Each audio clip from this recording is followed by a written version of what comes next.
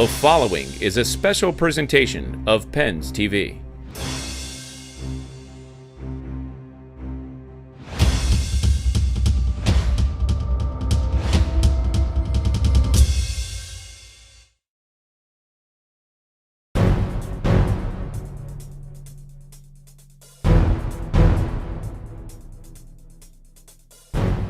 The dead of winter can be an ominous foe. But for the Penguins, it's a storm they're made to weather. They're built for the march. It's the midway point of a journey that began in September, and with any luck, will end in June. It's the march to the playoffs.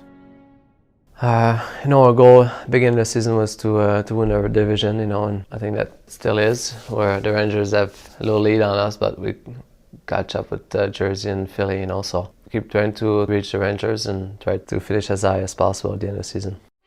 It was the end of January. Pittsburgh faced an uphill battle for the division crown, and in the first game after the All-Star break.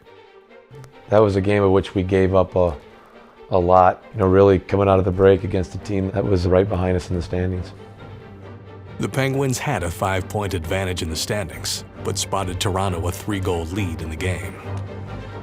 They score and the Leafs make it 4-1. The Leafs were making the Penguins look silly, and it had nothing to do with the man they call Flower standing on his head. And a glove save that time by Fleury. Yeah, that Toronto game at home, we weren't very good, and we gave up a lot of grade A scoring chances, and Flower was, he was unbelievable. Flower was amazing. I think we left him out to dry, not just with the number of shots, but the quality chances of rush plays. We think we gave up 32 scoring chances, and it took a huge effort to come back. Going to the net, Goldman shoots it and a save by Fleury. Finally to the rebound, stopped again by Fleury with a glove. Despite giving up 4 goals and trailing by 3 well into the third period, Marc-Andre Fleury never gave up on his team. When you're a goalie, you never want to get scored on, so it doesn't matter how many he has gotten already. You want to stop the next one, and I think with the team that we have, I know if I can keep the score close, we always have a chance to come back. Fittingly enough, Fleury made a save that kick-started the unlikeliest of comebacks. Checked in the last second by Fleury. And now falling down is Gardner. That gives a chance for Sullivan. Schen's back. Sullivan shot. Score!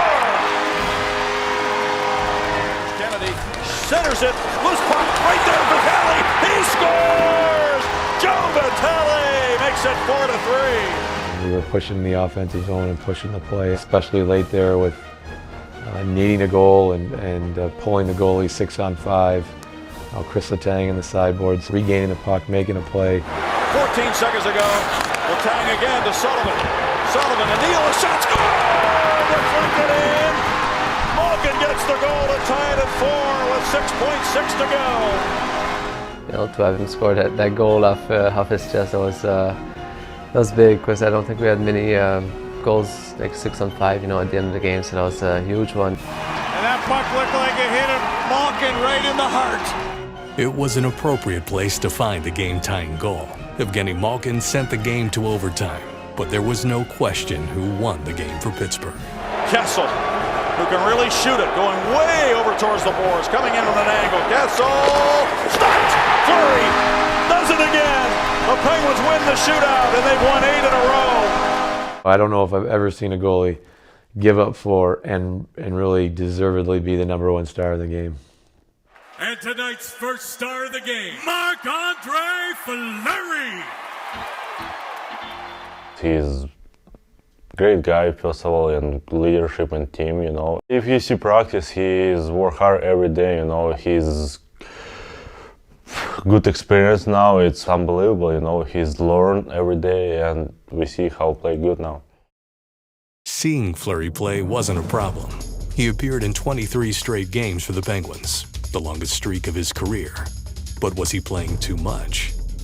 It's really methodically planned out at the beginning of the year, looking at the schedule, identifying the appropriate number of games for a goaltender, and really pegged Marc-Andre at the beginning of the season for around 60 to 65, in that range. I really don't know what it's like, if that wears on a guy, if it wears on him physically, if it wears on him mentally, or if maybe Flower wants to play every game. I really don't know. I like to play the game, so every time I can be in there, I try to have some fun.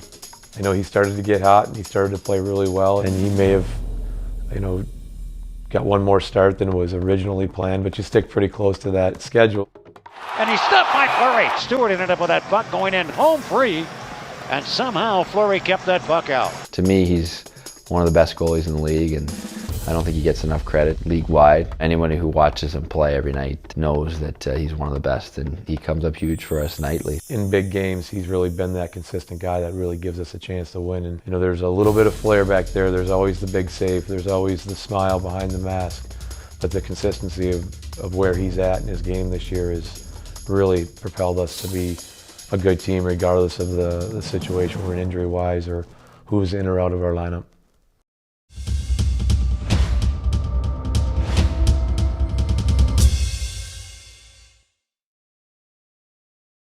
This has been a presentation of Pens TV.